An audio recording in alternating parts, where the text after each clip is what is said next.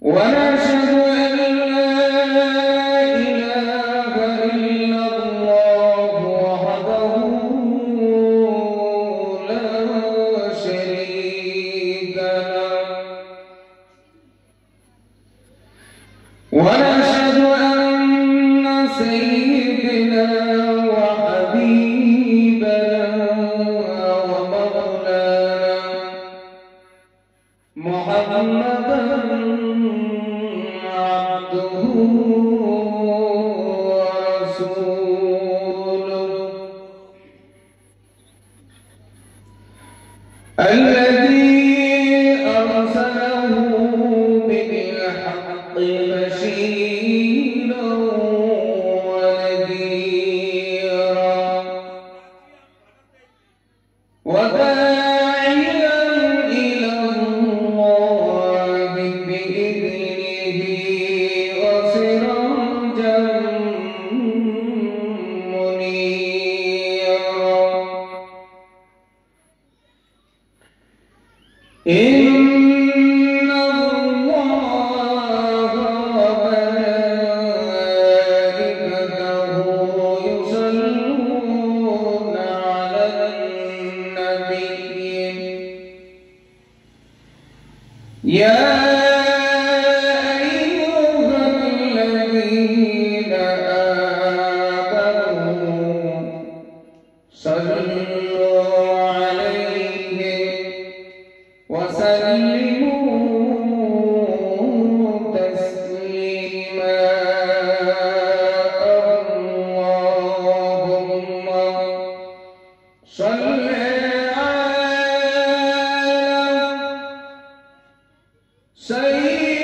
سيدنا مولانا محمد وعلى آل سيدنا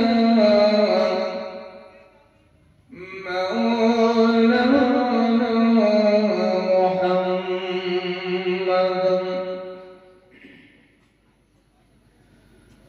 جنبي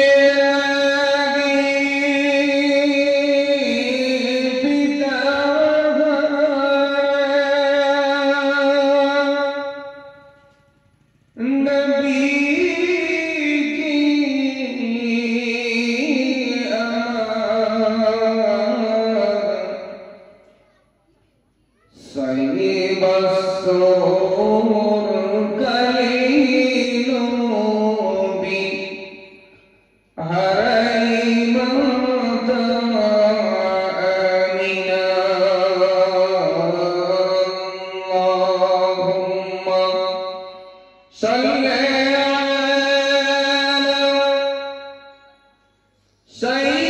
سيدنا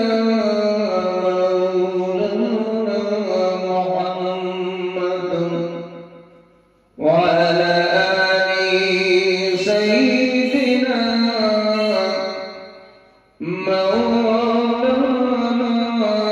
محمد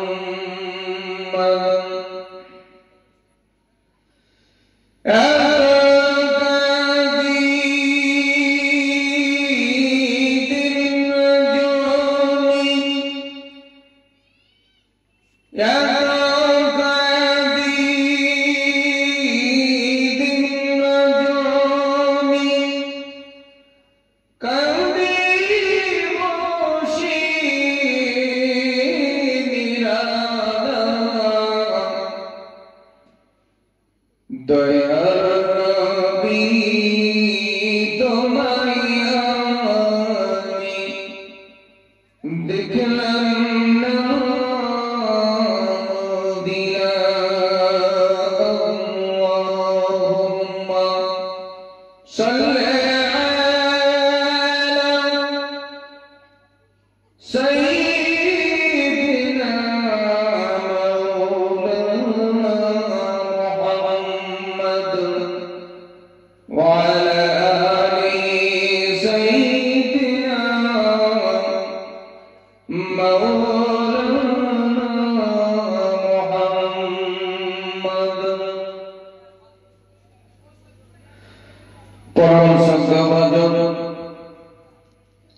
আজকে মহিমী জলসার স্বনামধন্য সভাপতি সাহেব, দূর দূরান্ত থেকে আগত আমন্ত্রিত উলামায়ে কেরাম, বিশেষত আমার হুজুর কিবলা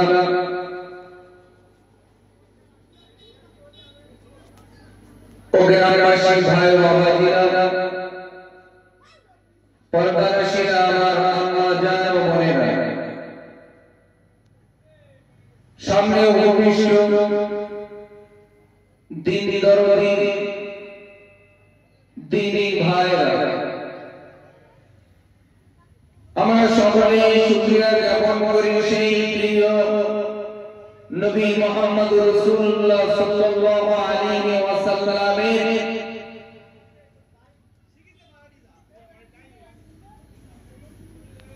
কে অনুসরণ করতে বসেছি, যিনি আমাদের এখানে বসিয়েছেন দুনিয়ার সমস্ত কর্ম থেকে দূরে সরিয়ে পবিত্র মাহফিলে এসে বসবার তৌফিক দান করেছেন। সেই মহান প্রভুর দরবারে সকলে শুকরিয়া জ্ঞাপন করি, সকলে বলি আলহামদুলিল্লাহ। তারপরে জানাই আল্লাহর প্রিয় হাবিব সরকার দো আলম সাইয়্যিদুল মুরসালিন রাহমাতাল লিল আলামিন,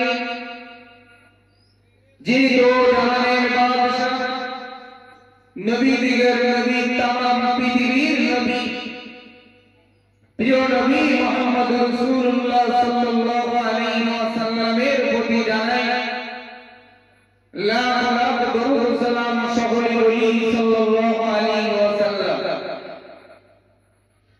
ভাই বাবাজিরা, সন্ধ্যা থেকে এ পর্যন্ত অনেক আলোচনা শুনেছেন, তো আমি বলবো মহান আল্লাহ কোরআন শরীফের ভিতরে বললেন, ওয়া মা আরসালনাকা ইল্লা রাহমাতাল লিল আলামিন, তাম পৃথিবীতে আমার আল্লাহ পাক দয়ার নবী মুহাম্মদ রাসূলুল্লাহ সাল্লাল্লাহু আলাইহি ওয়াসাল্লামকে রহমত করে পাঠিয়েছেন। একবার বলুন সুবহানাল্লাহ। পৃথিবীতে বহু নবী এসেছেন, বহু রাসূল এসেছেন, আম্বিয়ায়ে কেরামরা এসেছেন, তাদের ভিতরে সব থেকে শ্রেষ্ঠ এবং উৎকৃষ্ট করে আমার আল্লাহ পাক প্রিয় নবী মুহাম্মদ রাসূলুল্লাহ সাল্লাল্লাহু আলাইহি ওয়াসাল্লামকে করেছেন। এজন্য নবীরা পর্যন্ত আল্লাহর কাছে দাবি করেছেন, আল্লাহ পাক আমাকে নবী না বানিয়ে আখিরি জামানার নবী উম্মত করে পাঠান। আল্লাহ পাক নবী ঈসা আলাইহিস সালামের কথা মঞ্জুর করে নিলেন। আল্লাহ পাক ঈসা নবীকে আসমানে উঠিয়ে রেখেছেন, নবী মুহাম্মদ রাসূলুল্লাহ সাল্লাল্লাহু আলাইহি ওয়াসাল্লামের উম্মত করে ঈসা নবীকে আল্লাহ পাক পৃথিবীর জমিনে প্রেরণ করবেন। একবার জোরে বলুন সুবহানাল্লাহ। ভাই, তাহলে আমাদের নবীর মর্যাদা, আমাদের নবীর সম্মান আল্লাহ পাক বহু উঁচু করেছে, বহু প্রদান করেছে।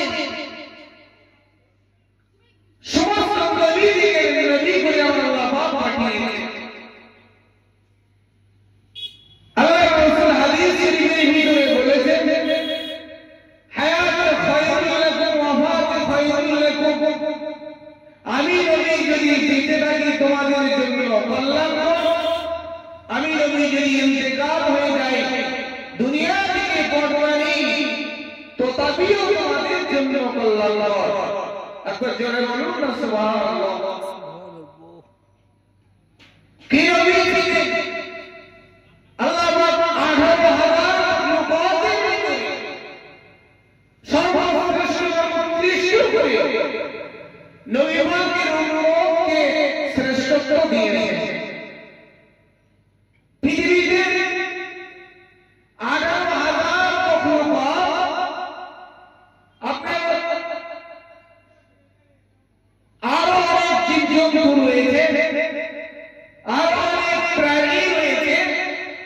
তাদেরকেও আল্লাহ পাক আশরাফুল মাখলুকাত পাঠাতে পারতেন, কিন্তু তাদের না করে আমাদেরকে যেন আশরাফুল মাখলুকাত করে পাঠিয়েছেন।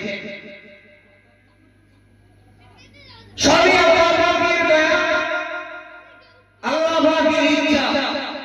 আল্লাহ পাক নিজেই কোরআন শরীফের ভিতরে বললেন, ফাআলা লিমা ইউরিদ, আমি আল্লাহ যেটাই ভালো বলি, যেটাই ভালো মনে করি সেটাই আমি করি। আল্লাহ পাক বললেন কোন ফায়াকুন, শুধু কেবল আল্লাহ পাক বলবেন হয়ে যাবে, কোন ফায়াকুন বলবেন হয়ে যাবে। কি আল্লাহ পাকের নিয়ামত, আল্লাহ পাক পৃথিবীতে যত জিনিস সৃষ্টি করেছেন প্রত্যেকটার পিছনে বান্দার কল্যাণ আছে, বান্দার জন্য কল্যাণ নিহিত রয়েছে তার ভিতরে। তাহলে নবী এসেছেন আমাদের পরকালের পথ সুগম করার জন্য, পরকালের মুক্তি পাওয়ার জন্য। আল্লাহর রাসূল আমাদের দুনিয়ায় এসে পরকালের মুক্তি পাওয়ার রাস্তা দেখিয়েছেন। সে আল্লাহ পাকের রাসূলের মুক্তি পাওয়ার রাস্তাকে আমরা ছেড়ে দিয়ে আজকে আমরা আল্লাহ রাসূলের তরিকা, আল্লাহ রাসূলের রাস্তা, আল্লাহ রাসূলের নীতি আদর্শকে ভুলে গিয়ে আমরা আজকে অন্য রাস্তায় চলতে শুরু করেছি।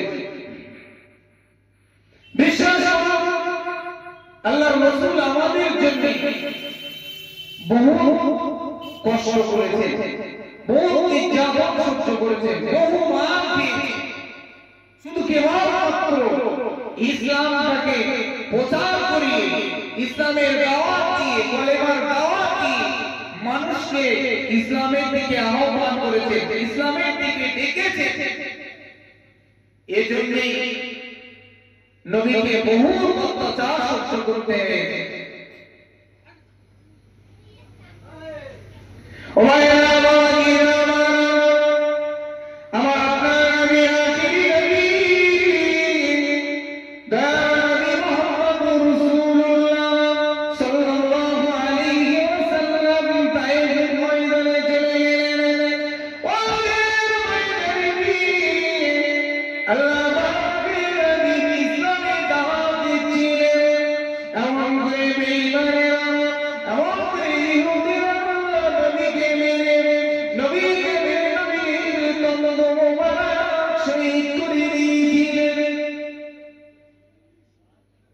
নবী ইসলামের দাওয়াত দিচ্ছে, মানে ইহুদি, খ্রিস্টান, নাসারা, অগ্নি উপাসক, মূর্তি পূজারী, তাদেরকে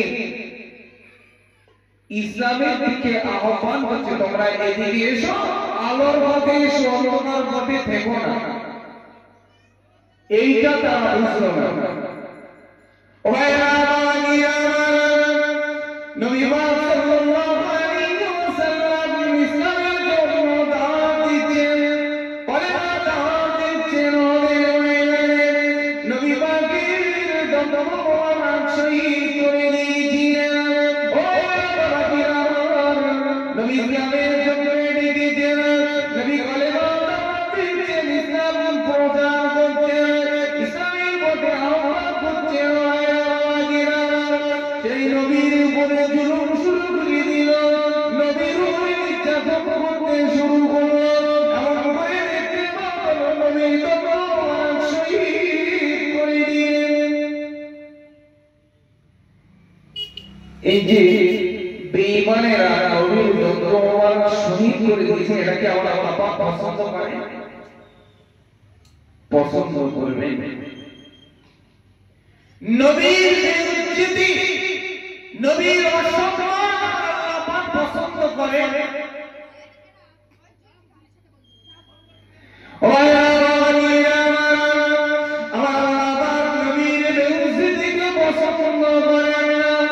এমন করে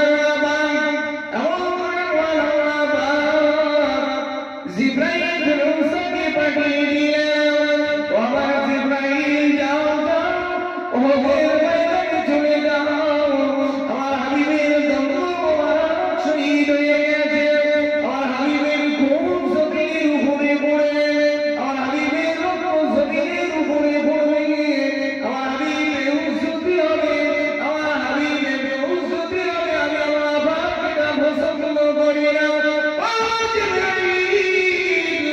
চলে যাও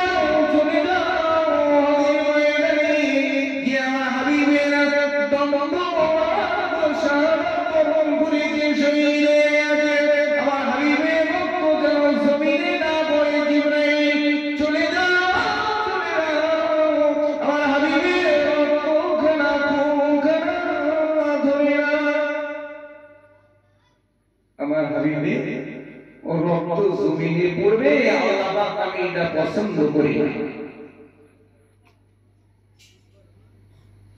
জিবরাইল ফেরেশতা জমিনে দুরূদ এসেছিল 5 বার তার ভিতরে এই উহুদের ময়দানে আল্লাহ রাসূলের দণ্ড মোবারক শাহাদাত হয়েছিল শহীদ হয়ে গিয়েছিল এই যে রাসূলের দাঁত ভেঙে যে রক্ত জমিনে পড়বে আমার আল্লাহ পাক পছন্দ করলেন না জিবরাইল চলে যাও মুহূর্তের মধ্যে গিয়ে আল্লাহ রাসূলের রক্ত খানা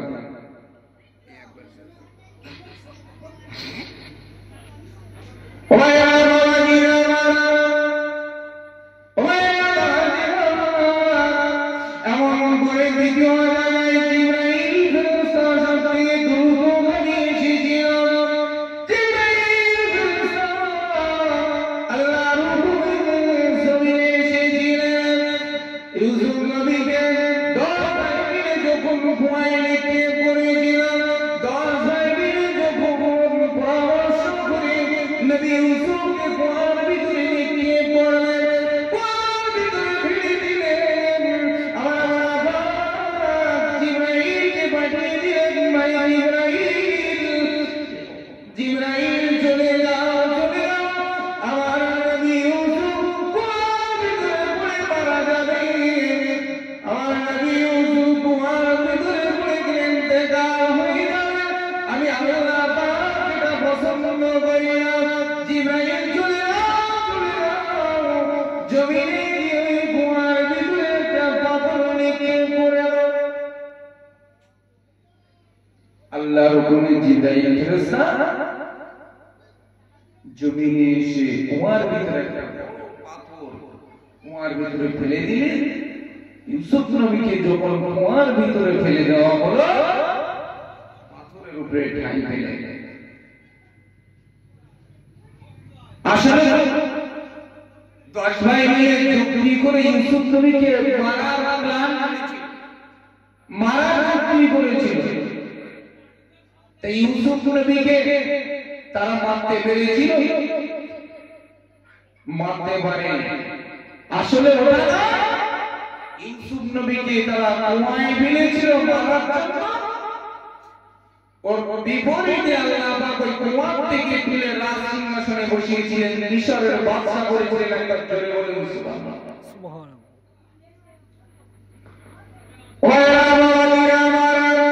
দেখতে ইউসুফ নবীকে মারার জন্য কুয়ার মধ্যে রেখে পড়েছিল কুয়ার ভিতরে ফেলেছিল আল্লাহ পাক ইউসুফ নবীকে কুয়ার মধ্যে ফেলে দিয়ে ঘর থেকে তুলে মিশরের সিংহাসনে বসিয়েছিলেন সুবহানাল্লাহ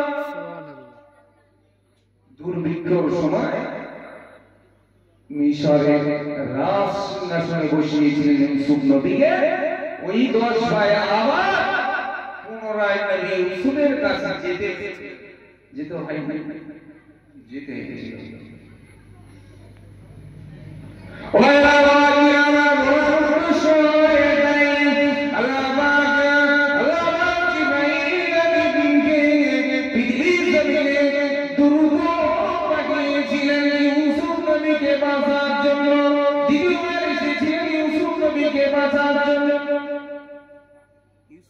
বাজানোর জন্য দ্বিতীয়বার জিবরাইল ফেরেশতা পৃথিবীতে এসেছিলেন দ্রুত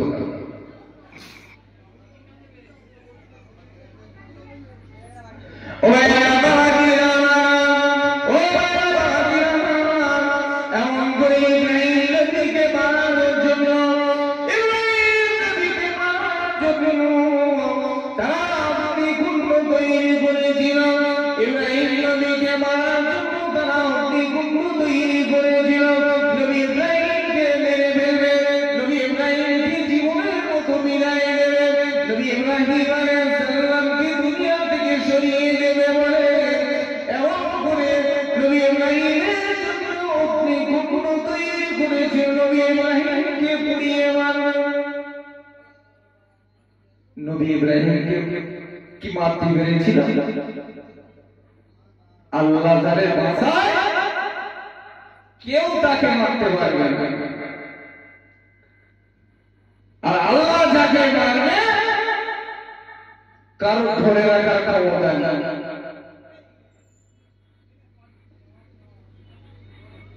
ও ভাইরা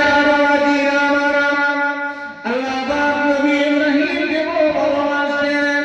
ইব্রাহিমকে আল্লাহ পাক বড় আদর করে খলিলুল্লাহ উপাধি দিয়েছিলেন। নবী ইব্রাহিম আলাইহিস সালামকে আমার আল্লাহ পাক রূহ হিসেবে কবুল করে নিয়েছিলেন। সেই নবী ইব্রাহিমকে মারার জন্য অগ্নিকুণ্ড তৈরি করেছিলেন। এমনি করে নবী ইব্রাহিমকে আগুনের ভিতরে নিক্ষেপ করে দিয়েছিলেন। নবী ইব্রাহিম আলাইহিস সালামকে পুড়িয়ে মারবে। কোরআন শরীফের আয়াত নাযিল করে দিয়েছিলেন, কুল ইয়া নারকুনি বারদান ওয়া সালামান আলা ইব্রাহিম। আমার ইব্রাহিমের জন্য আমার ইব্রাহিমের জন্য শান্তি দায়ক হয়ে যায়।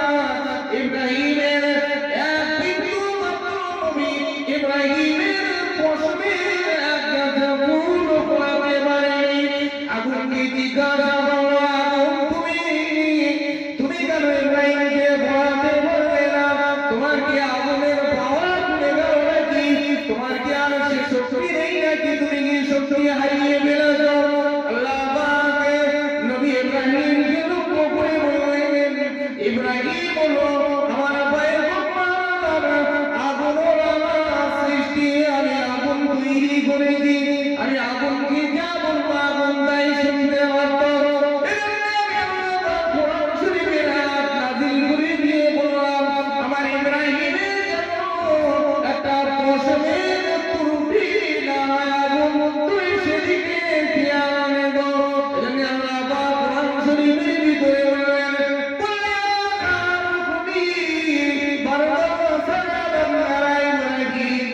আগুন রে তুমি আমার ইব্রাহিমের জন্য শান্তিদায়ক হয়ে যাও। জিবরাইল এসে ইব্রাহিম আগুনকে যখন বলে দিলে, তখন আগুন ইব্রাহিমের একটা পশম ক্ষতি করতে পারে। ইব্রাহিম আগুনের ভিতরে শান্তিতে আছে, আরামের সঙ্গে বসে আছে। শত্রুরা জিজ্ঞাসা করছে, আগুন তোমার কি জ্বালানোর শক্তি নষ্ট হয়ে গেল নাকি? তোমার কি পাওয়ার কমে গেল নাকি? তুমি কি আর জ্বালাতে পারো না কাউকে?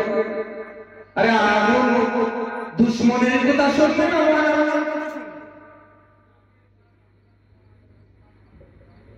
আগুন তৈরি করেছে, যে তৈরি করেছে তার কথা শুনবে না। আমরা আমার পিতা মাতার কথা শুনবো না, আমরা বাইরের কথা শুনবো।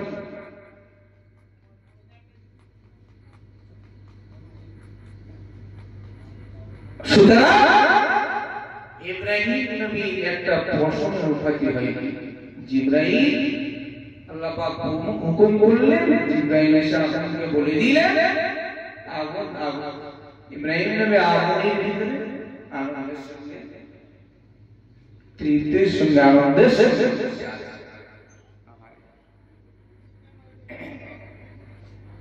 3 নম্বরে, চতুর্থ নম্বর,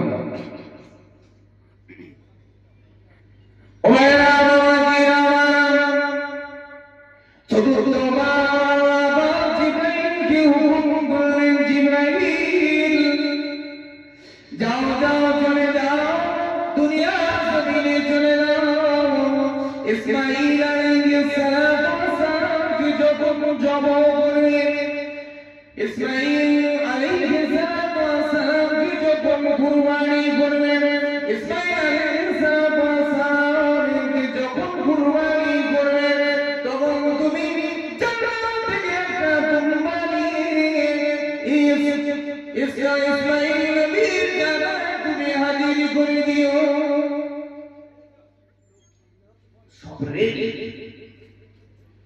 সব থেকে মানে মায়ার সন্তান আদরের সন্তান নবী ইসমাঈল আলাইহিস সালামকে কুরবানি করবেন আল্লাহ পাকের হুকুম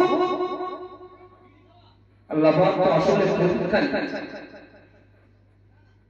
দাদি রাজি हैं दादी राजी है नहीं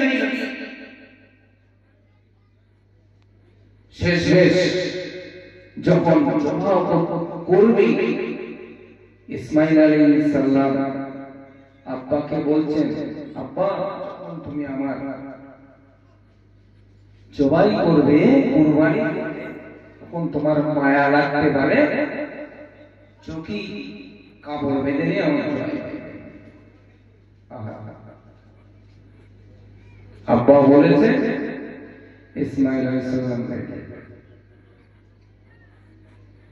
ও ভাইরা বাবাজিরা পৃথিবীর জমিনে চতুর্থবার জিবরাইলকে পাঠিয়ে দিলেন যাও জিবরাইল যাও জিবরাইল দুনিয়া জমিনে চলে যাও দুনিয়া জমিনে চলে যাও এমন করে যখনই ইসমাঈল আলাইহিস সালামকে জবাই করবে তুমি জান্নাত থেকে একটা দুম্বা নিয়ে ওই ইসমাঈলের জায়গায় তুমি হাজির করে দিও এমন করে দায়ী করলেন যখনই ইসমাঈল আলাইহিস সালামকে জবাই করলেন তারপরে চোখ খুলে দেখতে পাবেন ইসমাঈল আলাইহিস সালাম জবাই না হয়ে একটা দুম্বা জবাই হয়ে গিয়েছিল একবার জোরে জোরে বলুন সুবহানাল্লাহ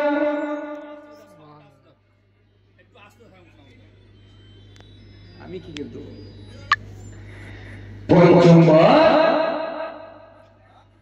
ওই মাইকেল ডাকা দে আওয়াজটা পড়ি বসো সাদ্দাত দুনিয়ায় জান্নাত তৈরি করেছিলেন আল্লাহ তার ভাগ্যে জান্নাত নসিব হলো না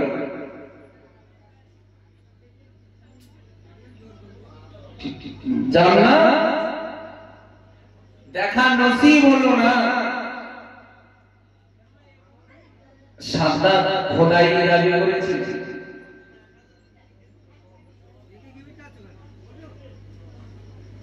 দুনিয়ায় জান্নাত তৈরি করেছিলেন আল্লাহর সাথে পাঙ্গা আল্লাহর সাথে প্যাকা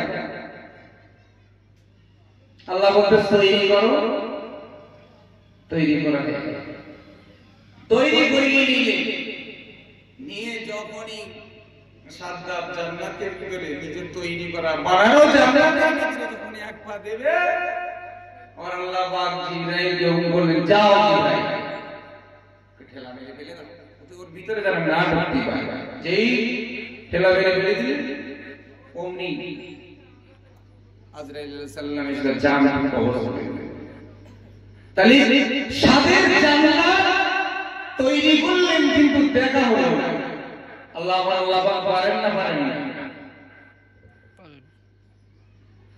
আমার আল্লাহ পাক সব পারেন আমিরকে ফকির বানাতে পারেন আর ফকিরকে আমির বানাতে পারেন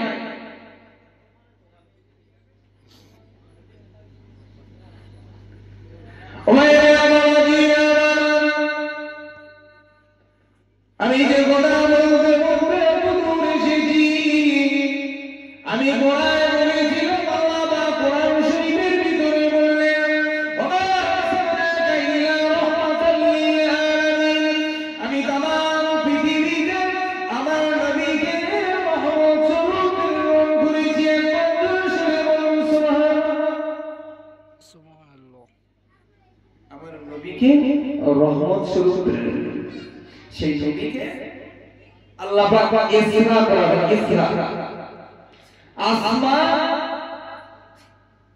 জমিন জান্নাত জাহান্নাম ভ্রমণ করাবেন। কি মাসে হয়েছিলেন? এই রজব মাসে।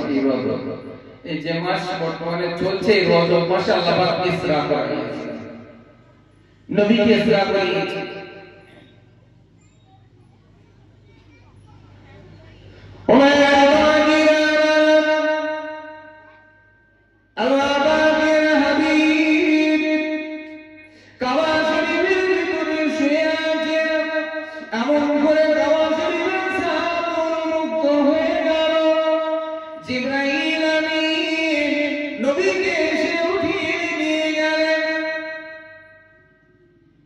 নবীকে নিয়ে উঠিয়ে নিয়ে যাচ্ছে। আল্লাহ রাসূল জিজ্ঞাসা করলেন, জিবরাইল তুমি আমাকে কোথায় নিয়ে যাচ্ছ? আল্লাহ পাক আপনাকে ইসরা করতে হবে, আসমান জমিন জান্নাত জাহান্নাম ভ্রমণ করতে হবে। জান্নাত জাহান্নাম দেখতে হবে। ও ভাইরা জিবরাইল আমিন নবীকে নিয়ে চলতে শুরু করলেন আসমানের দিকে। আসমানের দিকে রওনা হলেন। আল্লাহ পাকের নবীকে নিয়ে জিবরাইল আমিন চলতে শুরু করলেন। চলতে চলতে দেখতে পাওয়া এক জায়গায় একজন মানুষ দাঁড়িয়ে আছে, আর একজন মানুষ তার পাশে টান ছুড়ে দিয়ে দাঁড়িয়ে আছে। এমন করে দেখতে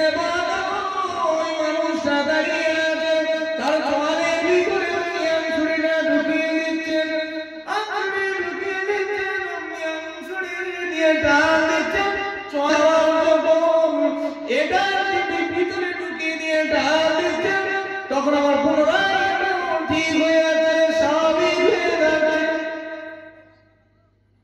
আল্লাহ রাসূল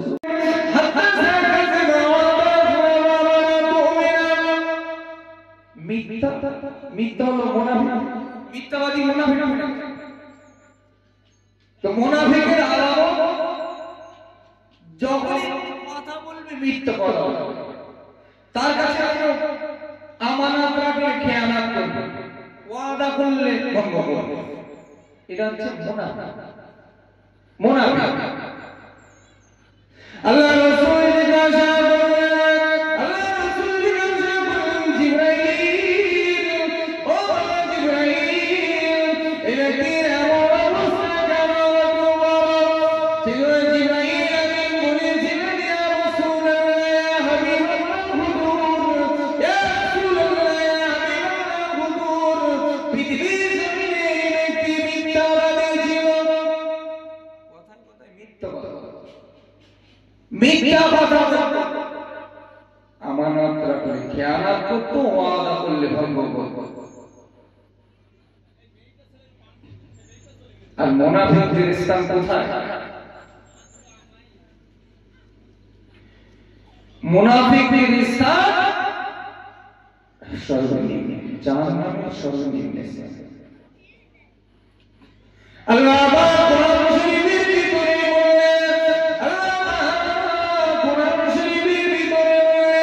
ইন্নাল মুনাফিকিনা ফি দারকিল আসফালি মিনান নার, অবশ্যই মুনাফিকদের স্থান হলো জাহান্নাম সবথেকে নিম্ন স্থানে। জাহান্নাম সবথেকে নিচে মুনাফিকদের স্থান। তাহলে সর্বপ্রথম ইসলাম আল্লাহর রাসূল থেকে একজন ব্যক্তির গাল ছিঁড়ে ফেলেছে, জোয়ান দুই সাইডে। এটা কে? আল্লাহর রাসূল জিজ্ঞাসা করলেন জিবরাইল আমিনকে। জিবরাইল আমিন বলেছিলেন, ইনি হলেন মিথ্যাবাদী, দুনিয়ার জমিনে মিথ্যা কথা বলেন। আল্লাহর রাসূল আওয়াজ জিজ্ঞাসা করলেন, ইয়া জিবরাইল এরকম অবস্থা কতদিন চলবে? বলে যতদিন পর্যন্ত কিয়ামত না হবে ততদিন পর্যন্ত এমন সাজা পেতে থাকে। ইলা ইয়াউমিল কিয়ামা, কিয়ামত হচ্ছে। ওমাইয়া মাদিনা জিবরাইল আমিন বলেন, ইয়া রাসূলুল্লাহ ইয়া হাবিবাল্লাহ, ইয়া রাসূলুল্লাহ ইয়া হাবিবাল্লাহ, খুদা হাদিস। আল্লাহ রাসূল আলী গিয়ে দেখতে পেলেন একজন ব্যক্তি বসে আছেন, পাশে একজন ব্যক্তি পাপড়ে চালিয়ে দাঁড়িয়ে আছেন। আল্লাহ রাসূল জিজ্ঞাসা করলেন, ভাই জিবরাইল, এই মানুষ বসে আছে আর মানুষ পাপড় নিয়ে দাঁড়িয়ে আছেন কেন? আল্লাহ রাসূলের সাথে জিবরাইল আমিন বলেছিলেন, ইয়া রাসূলুল্লাহ, ইয়া হাবিবাল্লাহ, হুজুর দেখতে থাকুন কি হয়। দেখুন কি আল্লাহ রাসূল দেখলে যিনি পাথরের চাই নিয়ে দাঁড়িয়ে আছে আর একজন ব্যক্তি বসে আছে, বসে থাকা ব্যক্তির মাথার উপরে সজোরে জোরসে ওই পাথরটা ছুঁড়ে মারলো, মাথার কিনারগুলো ছুঁড়িয়ে সামনে পাথরটা ছিটিয়ে অন্য দূরে চলে গেল। তখন পাথরটা আবার কুড়িয়ে আনতে গেল, এর ভিতরে কুড়িয়ে না আনতে আনতে আবার এই মাথা মুবারক, সার মুবারক বসে থাকা ব্যক্তির মাথা পুনরায় স্বাভাবিক অবস্থায় গেছে, আবার ভালো হয়ে গেছে, আবার ভালো হয়ে গেছে। আল্লাহ রাসূল জিজ্ঞাসা করলেন, জিবরাইল, ভাই জিবরাইলের এমন অবস্থা কেন? এর এমন অবস্থা কেন? জিবরাইল আমিন সেদিন বলেছিলেন,